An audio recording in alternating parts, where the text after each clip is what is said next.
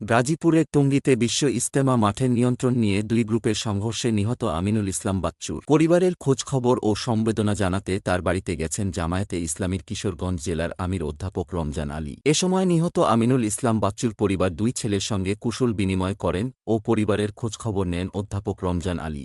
একই সঙ্গে যে কোনো বিপদে পরিবারের পাশে থাকার আশ্বাস দেন তিনি। পরে বড় ছেলে শান্ত ও ছোট ছেলে শুভ এবং প্রতিবেশীদের নিয়ে আমিনুল ইসলাম বাচ্চুর মাগফেরাত কামনায় দোয়া করেন।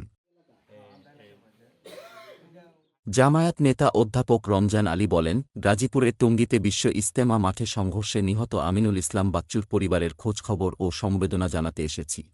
প্রশাসন ভাইরা এখানে সবাই চলে আসছে। তার মাগফিরাত কামনায় দোয়া করি আল্লাহ যেন তাকে জান্নাতুল ফেরদাউস দান করেন। পরিবারটি যে কোনো সমস্যায় জামায়াতে ইসলামী পাশে থাকবে।